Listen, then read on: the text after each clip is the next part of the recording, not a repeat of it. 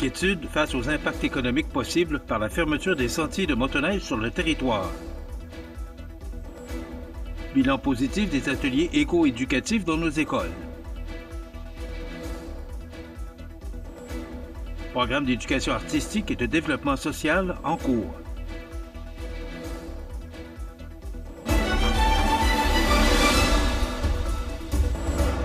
Vendredi 1er novembre 2024. Bonjour mesdames et messieurs et bienvenue à votre bulletin d'information sur le réseau de télévision CMA TV. Depuis que l'Association des propriétaires de boisés privés des Appalaches a décidé de retirer le droit d'accès aux sentiers de motoneige sillonnant les lots de leurs membres, les élus s'inquiètent des impacts économiques que pourrait susciter cette décision sur notre région.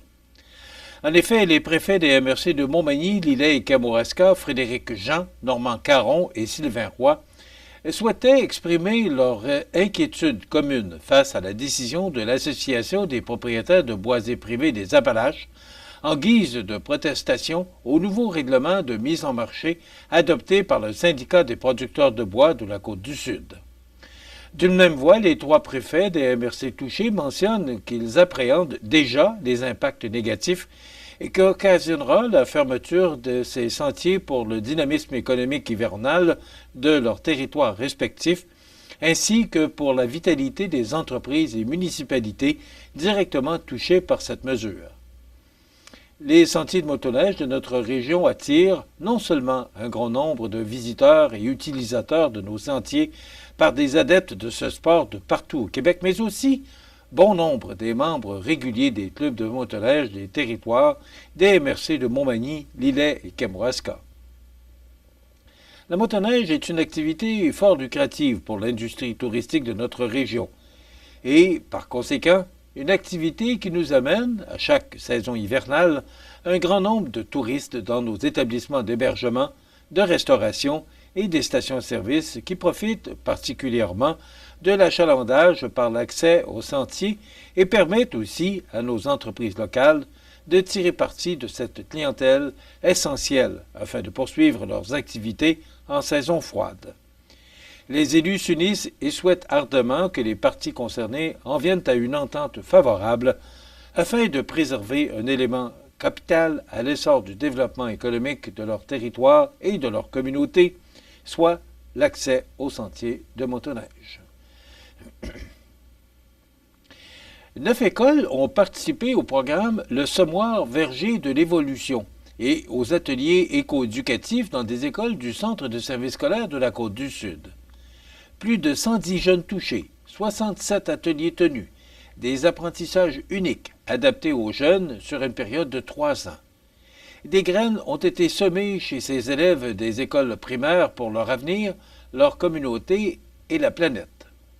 Ce rapport fait suite à une collaboration entre la Fondation Richelieu-Montmagny et Arbre Évolution afin d'offrir des ateliers éco-éducatifs dans les écoles de la Côte-du-Sud. Cette initiative s'est déroulée sur 3 ans, de 2021 à 2024. Elle a été rendue possible grâce à un appui financier de 30 000 $ obtenu par la Fondation Richelieu-Montmagny de la part d'Industriel Alliance. La Fondation a versé la totalité de cette enveloppe à Arbre Évolution et elle a ajouté une somme de 7 500 $ pour des classes éco-éducatives dans 2 écoles à Montmagny, dont l'école Saint-Pédis et l'école Saint-Nicolas. Suite au rapport d'éco-éducation soumis par le Semoir, les retombées de la contribution financière de la Fondation Richelieu depuis 2021 pour l'initiative d'éco-éducation, le Semoir, sont impressionnantes. En 3 ans, un investissement de plus de 33 000 $ pour l'éducation environnementale de la jeunesse sud-côtoise aura permis de générer un important legs pour de nombreux jeunes sur le territoire du Centre de service scolaire de la Côte-du-Sud. Le soutien de la Fondation Richelieu s'est donc déployé sous 2 volets, dont le premier consistait à offrir des ateliers éco-éducatifs à la carte à partir du répertoire d'ateliers du Semoir.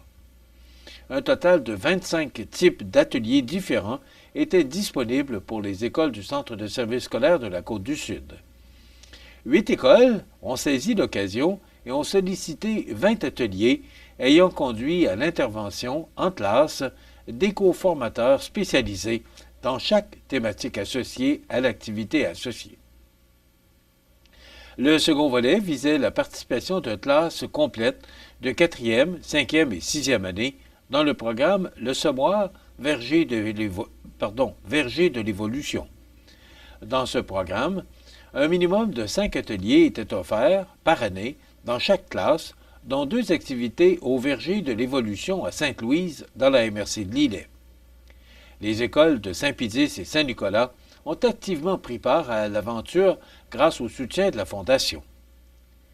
Les ateliers écoéducatifs auront permis un important legs pour de nombreux jeunes dans nos écoles, dont des retombées directes telles que 67 ateliers, 110 jeunes qui y ont participé, 9 écoles, 7 projets synthèse, 297 items remis, 40 kg de fruits produits annuellement.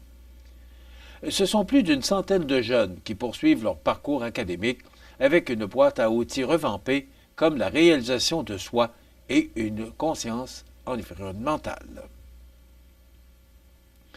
Programme d'éducation artistique et de développement social en cours. On vous donne tous les détails après la pause. Je m'appelle Suzy Bertrand. Je travaille pour CJSR, la télévision communautaire à Saint-Raymond. Je suis la directrice générale. Mon nom est Marc Lépris, donc je suis directeur de la télévision de la Métis. Bonjour, mon nom est Danielle Yvon, directrice générale de CTRP. Bonjour, je suis Sophie Ricard. Je suis directrice à la télévision communautaire de Saint-Maxime-du-Mont-Louis en Haute-Gaspésie. Michel Montminy, je suis président directeur général de la station de télévision CMA-TV à Montmagny. Bonjour, mon nom c'est Geneviève Sir, je suis la directrice de la télévision communautaire de la région des Appalaches. Mon nom est Mirko Da Silva, directeur de la TVRP, la télé du Rocher-Percé. Mon nom est Caroline Bloin, je travaille à TVCE et je suis directrice adjointe. Danny Bérubé, journaliste animateur à CTB-TV de Saint-Gabriel. Bonjour, Ghislain Vachon, je suis coordonnateur de la télévision communautaire des Basques du Haut-Pays. Je m'appelle Émilie Boulay-Chouinard, je suis la directrice de la télévision communautaire de la vallée de la Matapédia, communément appelée TBC de la Matapédia. Francis Fortier, directeur général de la télévision communautaire de l'Érable. Roger Roy, directeur de TV Haute-Gaspésie à Saint-Anne-des-Monts. Bonjour, mon nom est Martin Ouellet. Je suis directeur général à la télévision communautaire de Charlevoix-Ouest, TVCO.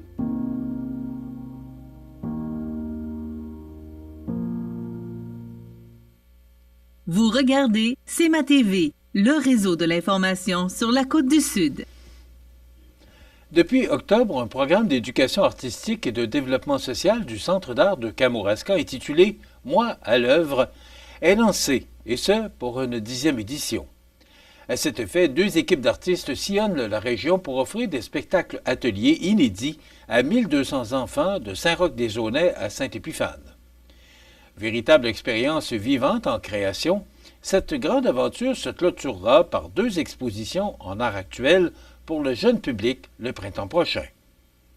Moi à l'œuvre par la pratique artistique est un programme qui propose des outils innovateurs aux tout petits pour enrichir leur expérience vivante et développer leurs habiletés sociales et communicationnelles. Au cours de l'année scolaire 2024-2025, chacun des 1200 enfants inscrits participera à 3 spectacles ateliers, conduits par 8 artistes du Kamouraska et de Rivière-du-Loup, et offerts directement à l'école ou au centre de la petite enfance. De ces spectacles ateliers découleront ensuite des expositions ludiques, immersives et interactives, pensées pour les petits. L'une sera présentée au printemps prochain au Centre d'art de Kamouraska, alors que l'autre prendra place à la Maison de la culture de Rivière-du-Loup. Une grande nouveauté fait son apparition cette année alors que la tournée des spectacles ateliers se déroulera avec 2 équipes constituées chacune de 4 artistes.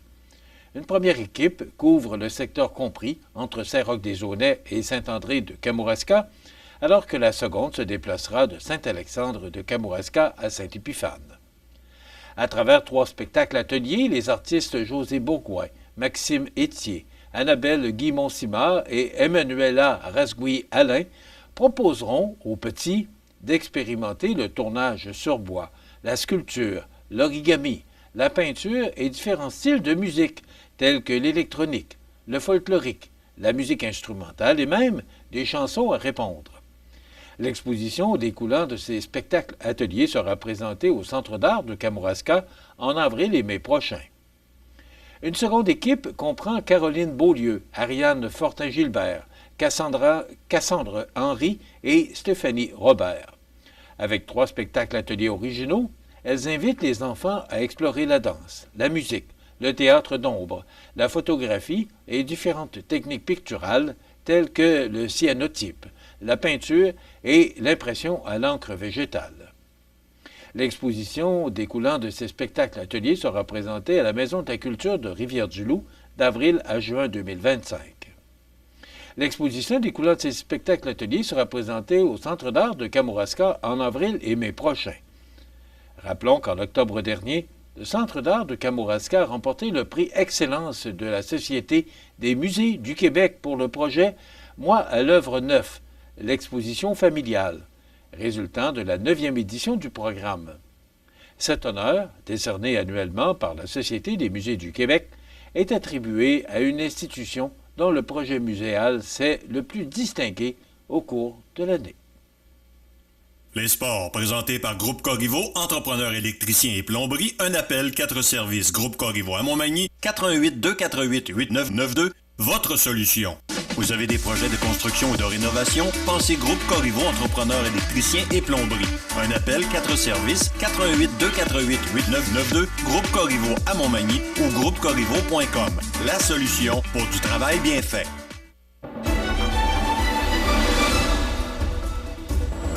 Au sport, 5 nouveaux intronisés feront leur entrée au Panthéon des sports de Montmagny en raison de leur performance sportive, de leur implication et de leur rapport au rayonnement de la ville.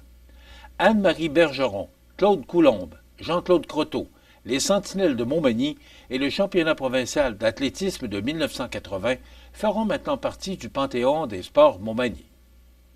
Dans la catégorie athlètes, 2 athlètes ont été choisis, soit la gymnaste d'exception, Anne-Marie Bergeron, qui a connu une carrière auréolée de succès, et l'athlète Claude Coulombe, qui a décidé de se prendre en main alors qu'il éprouvait des problèmes de santé en courant un premier marathon à l'âge de 39 ans.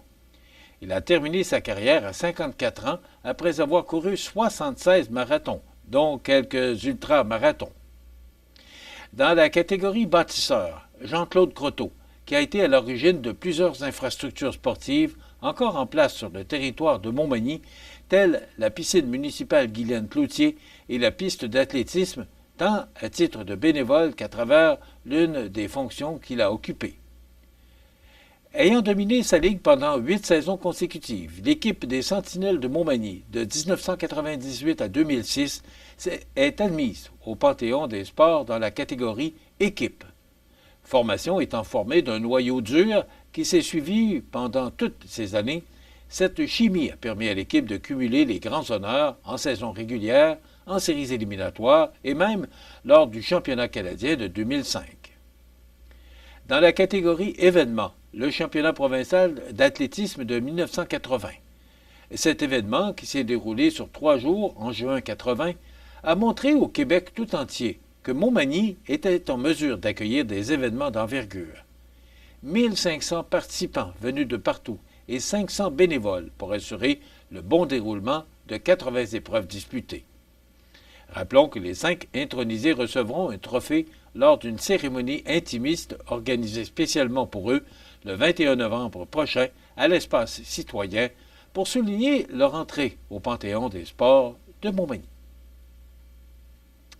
Et en terminant, voici les matchs à l'affiche dans les différentes ligues de hockey régionales cette fin de semaine. Le prochain duel de l'Everest de la Ligue de hockey junior 3A aura lieu ce vendredi 1er novembre, alors que les Rangers de Montréal seront en visite à l'Aréna de Montmagny, la rencontre débutant à 19h45. Du côté de la Ligue junior 2A, le prochain match local du Caron Industrie est prévu pour le dimanche 3 novembre à 14h, alors que le club local recevra la visite du PG de Lotbinière. Dans la Ligue de hockey Côte-du-Sud, 4 parties sont à l'affiche ce week-end, dont 3 qui auront lieu ce vendredi 1er novembre, alors que Montmagny recevra la visite des Mercenaires de Lotbinière à 21h, Saint-Joseph visitera Saint-Jean-Port-Joli à 20h30, Saint-Damien sera à Sainte-Marie à 20h45. Saint-Prosper sera de passage à l'Aréna Métivier de Saint-Damien pour se mesurer au plastique mort le dimanche 3 novembre à 14h. Et le seul match à l'affiche dimanche 3 novembre, c'est Saint-Prosper, je viens de le mentionner, qui sera à l'Aréna de J.E. Métivier de Saint-Damien. Et dans la Ligue de hockey olympique, samedi 2 novembre à 20h, à l'Aréna de Montmagny, Armoire Mathurin visite le restaurant à la Rive et à 21h30, le groupe MG visite Pneus André Ouellette. Tous les résultats de ces matchs vous seront livrés dans notre bulletin d'information de lundi et mardi prochain. Voilà ce qui complète notre bulletin d'actualité pour aujourd'hui. Dans un moment, les prévisions de la météo. C'est tout pour l'instant. Bonne journée, mesdames, messieurs. Pour rejoindre la salle de nouvelles de CMA-TV, nouvelles au pluriel @cmatv.ca ou encore 88 241 13 13 poste 226. La météo, une présentation du restaurant à la Rive, un incontournable à Montmagny. Le restaurant à la Rive, un incontournable à Montmagny. C'est la place pour déguster un délicieux repas dans notre magnifique salle à manger ou sur le pouce à notre casse-croûte. Rue Saint-Louis ou par livraison, le restaurant à la Rive ou restaurantalarive.com.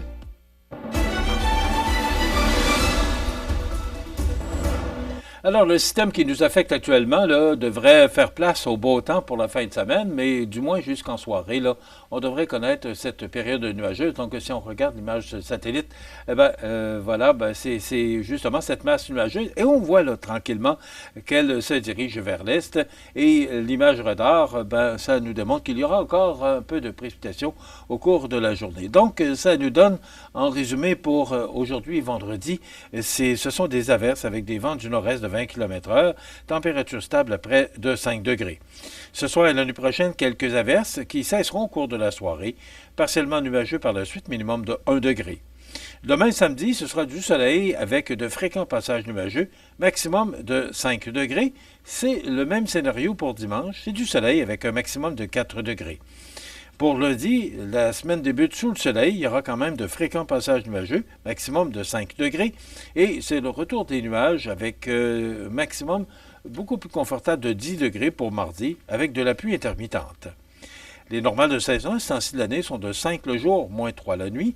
Le soleil s'est levé à 7h26 et se couchera à 17h25, heure avancée de l'Est. Et je vous rappelle qu'en fin de semaine, pour la nuit de samedi à dimanche, vers 2 heures du matin. Je ne sais pas pourquoi 2 heures du matin. On pourra peut-être nous expliquer ça un jour si on poursuit le changement d'heure. Mais à 2 heures du matin, dans la nuit de samedi à dimanche, on doit reculer montres et horloges pour 1 heure. Donc, on va revenir à l'heure normale de l'Est. Et c'était dans le temps particulièrement pour les bars qui fermaient à 3 heures du matin qu'on disait que l'heure devait changer à 2 heures du matin. Alors, n'oubliez pas de changer montres et horloges si vous voulez nous regarder lundi matin à bonne heure. Il fait actuellement 6 degrés à l'extérieur des studios de CMA-TV. Les vents soufflent de direction nord-est à 21 km/h. L'humidité est à 94 % et la pression barométrique est à 100,5 kPa. Maintenant, pour le bateau qui fait la navette entre l'île aux Grues, l'eau qui était le fleuve là, ce matin, la marée était haute et le fleuve qui était presque à rebord du quai, donc ce sont de bonnes marées. Alors, le premier bateau, et d'ailleurs, je l'ai vu quitter le quai à 6h45 ce matin, 15h30 et 17h sont les autres traversées de l'île aux Grues vers Montmagny. Maintenant, pour les traversées vers l'île aux Grues et départ de Montmagny, 16h15 et 18h, la première traversée s'étant effectuée à 7h45. Pour le menu de cette émission du 1er novembre, dans un instant, on vous propose la chronique santé avec Daniel Lachance, pharmacien.